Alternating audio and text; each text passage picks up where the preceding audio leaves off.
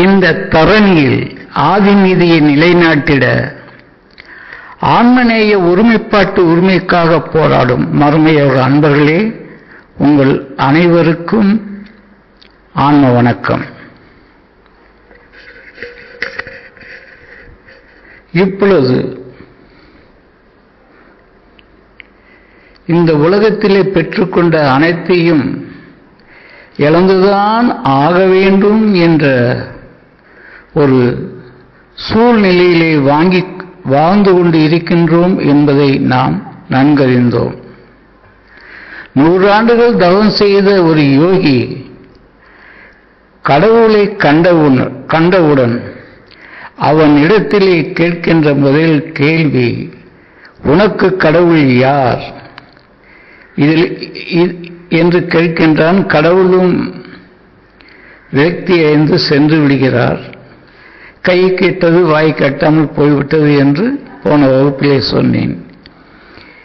இந்த உவமைக்கு ஏற்றாற்போலவே இந்த உலகத்தில் அனைத்தும் நடக்கின்றது. காரணம், நம்முடைய எண்ண குவியல் அத்தனையும் அழித்து விட்டாலும் அந்த குவியலிலே ஒரு எண்ணம் இருந்தாலே போதும், எல்லாவற்றையும் நாசம் செய்துவிடும். ஒரு சிறு எண்ணம் இருந்தாலே அது ஒரு சிறிய வட்டத்தை ஏற்படுத்தி பெருவட்டமாம் ஆன்மா என்ற பெருவட்டத்திலிருந்து நம்மை கீழ் இறக்கிவிடும். ஆகவே எண்ணங்களே இல்லாத ஒரு நிலை நமக்கு மிக அவசியம் தேவைப்படுகிறது ஆன்மீக முன்னேற்றத்திற்கு. அப்படி எண்ணமே இல்லாத இடத்திலே நாம் எப்படி இருப்போம்?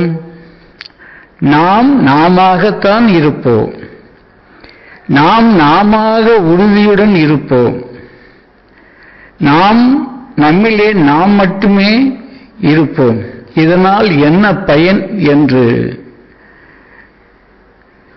அன்பர்கள் கேட்கின்ற கேள்விகளுக்கு குருமார்கள் பதில் சொல்ல முடியாமையால் இந்த தன்னில் தானே என்ற ஒரு பெரிய நிலையை அவர்கள் கடந்து சென்று எண்ணங்களுடைய போராடி எண்ணங்களை செயல்படுத்த முனைந்து முடிவிலே தோல்வியுற்று சீடர்களையும் ஏமாற்றி விடுகிறார்கள்.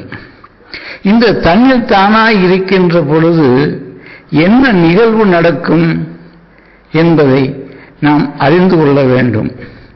முதலிலே தன்னில் தானாய் இருக்கின்ற நிலை அடைந்தவுடன் அதனை தக்க வைக்க வேண்டும். அந்த ஒரு நிலையிலேயே நாம் நீடித்திருக்கின்ற பொழுதுதான் மெல்ல இந்த அந்த பெருவெளியிலிருந்து அதிசய உண்மைகள் ஓதா கல்வியாக ஒவ்வொன்றாய் நம்முள்ளே வரத் தொடங்கும். அதுவரை நாம் பொறுமையுடன் நமக்குள்ளே நாமாக இருக்க வேண்டும். எந்த ஒரு எண்ணமும் வரவிடாமல், எந்த ஒரு சிறு எண்ணத்தாலும் சிறிய வட்டத்தில் நாம் சிக்கிக்கொள்ளாமல் மிகுந்த எச்சரிக்கையுடன் நம்மில் நாம் இருக்க வேண்டும். அப்பொழுது வருகின்ற அந்த பெருவெளியிலிருந்து வருகின்ற ஆற்றலும் அறிவும் நமக்கு மிகப்பெரிய பலனை கொடுக்கக்கூடும். அந்த ஆற்றல், அந்த பெருவெளியிலே இருந்து வருகின்ற அந்த ஆற்றலைத்தான் உண்மையான ஆற்றல் என்கின்றோம். இந்த உண்மையான ஆற்றலிலிருந்து பிரதிபலிப்பாக நடக்கின்ற ஆற்றல்கள்தான் வெண்கனலாய் இருக்கின்ற மின்சாரம், சூரிய வெளிச்சம் மற்றும் புவியீர்ப்பு விசை, காந்த விசை, இவையெல்லாம் வெண்கணலாய் இருக்கின்ற ஒன்று. இந்த வெண்கணலிலே உயிர் வாழ்கின்ற ஓருயிர், ஈருயிர் உயிர்கள் எல்லாம் இருக்கின்றன. ஆனால் மனிதனுக்கே மட்டும் அவனுடைய அறிவு மேன்மையடைய கனலாற்றல் அவனுக்கு தேவைப்படுகிறது. உடல் ரீதியாக வெண்கணலிலே அவன் வாழ பழகிக் கொண்டாலும் அவனுடைய அறிவு விருத்தி அடைந்து, அவனுடைய ஞான நிலை விருத்தி அடைந்து, அவனுடைய விழிப்பு நிலை விருத்தி அடைந்து போவதற்கு இந்த ஆன்மாவில் உள்ள கனலாற்றல் மனிதனுக்கு தேவைப்படுகிறது. இந்த கனிம ஆற்றலாய் விளங்குகின்ற சூரிய வெளிச்சமும் நட்சத்திர வெளிச்சமும் இவையெல்லாம் கீழ்நிலை உள்ள உயிர்களுக்கு போதுமானது. ஆனால் மனிதனுக்கு இந்த ஆன்மாவிலிருந்து வருகின்ற கனலாற்றல் அவசியம் தேவைப்படுகிறது.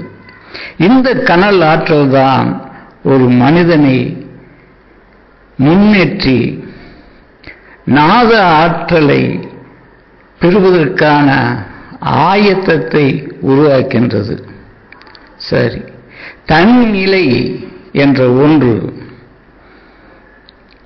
மிக கடினமா என்றால் மிக கடினம்தான். ஆனால் வாசியோக பயிற்சியை முறையாக கற்றுக்கொள்பவர்கள், சற்று தீவிரமாக பயில்கிறவர்கள், சற்று துறவு நிலையிலே பயில்கின்றவர்கள், இவர்களுக்கு மிக எளிமையாக வாய்க்கக்கூடிய ஒன்று. அன்பர்களே, இப்பொழுது நன்றாக புரிந்து கொள்வீர்கள் என்று நினைக்கின்றேன் கனலாற்றல் ஏன் தேவைப்படுகிறது என்பது. ஆனால் இந்த தன்னில் தானாய் இருக்கின்ற இந்த ஒன்றிலே நாம் இதுவரை வாழ்ந்த வாழ்க்கையிலே ஏற்பட்ட அனுபவங்களின் பதிவுகள் நம்முடைய மனதிலே இருக்கின்றன.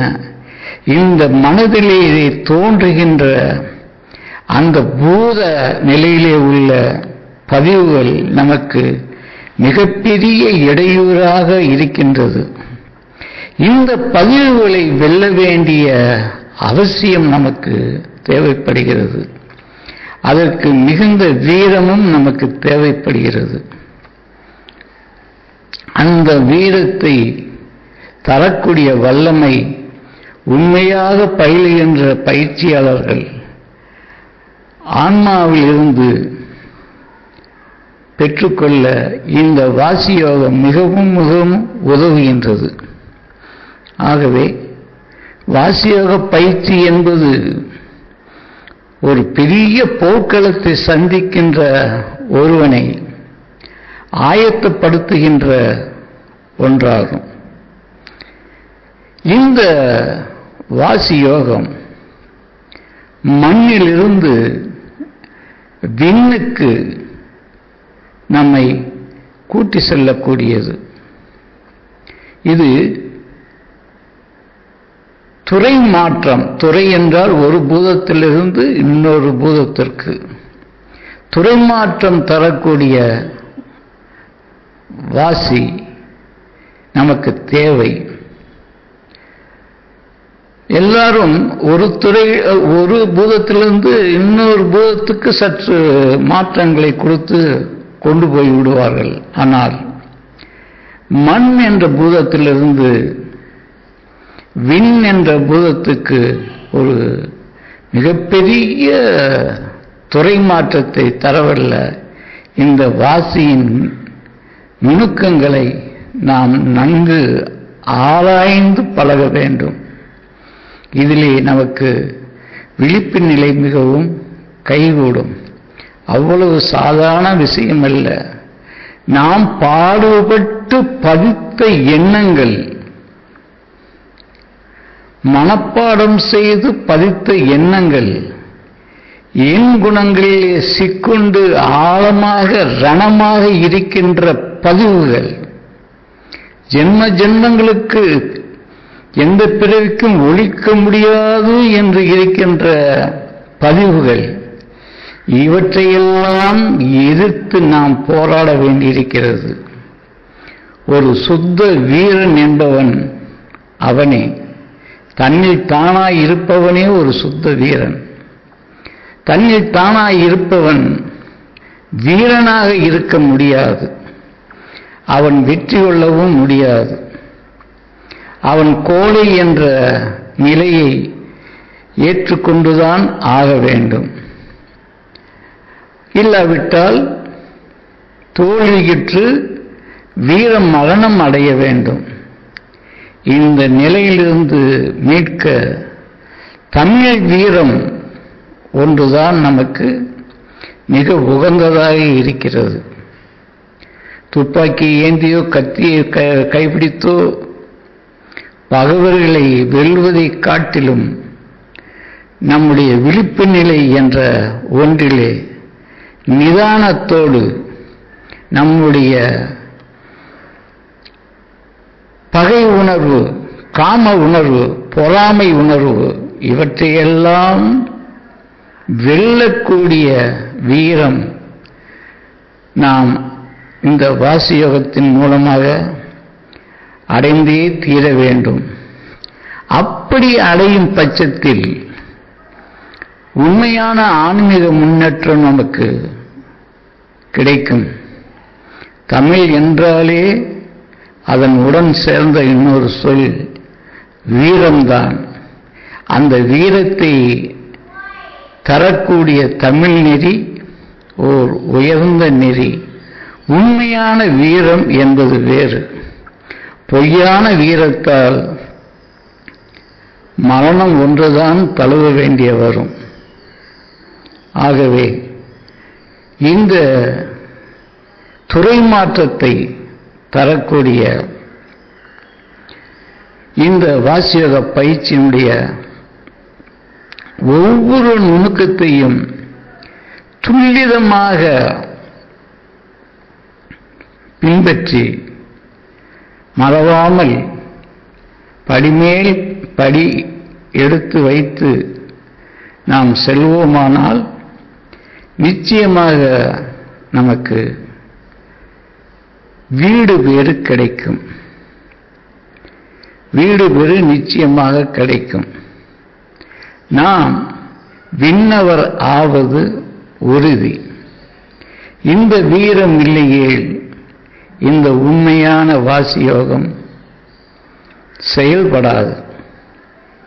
வாசியோகம் என்று சொல்லிக்கொண்டு அங்கே ஆதாரங்களிலே குடிகொண்டுள்ள தேங்கி விடுகின்ற, இல்லாவிட்டால் தங்கி விடுகின்ற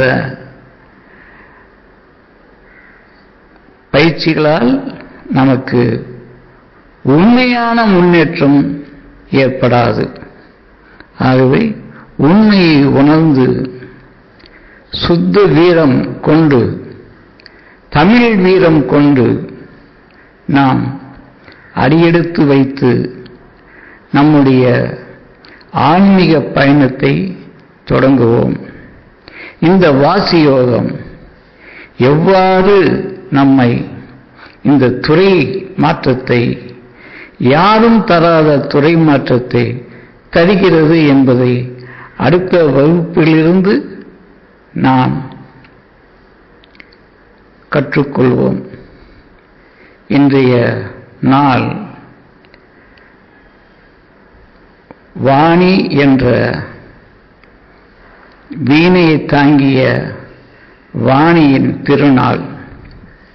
வீணை என்றால் என்ன என்றால், வீணையிலிருந்து ஒலிக்கின்ற நாத ஒளி. அது பல வகையான ராகங்களையோ பல வகையான சத்தங்களையோ உருவாக்காது. ஒரு சீரான நாத ஒளியை அது பரப்பிக்கொண்டே இருக்கும். ஒளிகளிலே இந்த நாத ஒளிதான் விண்ணாற்றலை சுமந்து வருகின்றது. விண் சுவாசத்துக்கான விண் காத்து மண்டலத்தை இது சுமந்து வருகிறது. வெளி சுவாசத்திலிருந்து நாம் விடுபட்டு இந்த நாத சுவாசத்தை பிடித்துக் கொள்கின்ற பொழுது நம்முடைய நிலைப்பாட்டிலே மிக அதிசயத்தக்க முன்னேற்றம் வரும். இந்த கலைவாணி வீணையை தாங்கிய நாத அதிர்வுகளை மட்டுமே இசைக்கக்கூடிய வீணையை தாங்கிய வாணி. வான் என்றால் வானத்திலே, வான் என்ற பெருவெளியிலே நித்தியமாக இருப்பவள்தான் வாணி. அந்த வாணியை நாம் மனமாற தொழுது கொண்டு வாணியினுடைய தலைவர் பிரம்மன். பிரம்மன் என்றால் படைப்பவன் என்று அர்த்தம். அந்த படைத்தல் தொழிலை நாம் திறம்பட இந்த உலகிலே படைத்து, இந்த உலகிலே நாம் படைப்பு தொழிலை படைத்து முன்னிலைக்கு வருவோம் என்று உறுதி கொண்டு வீணையை ஏந்திய வாணி திருநாள் என்று நாம் ஓர் உறுதிமொழி எடுப்போம். நன்றி. எல்லாருக்கும் ஆன்ம வணக்கம்.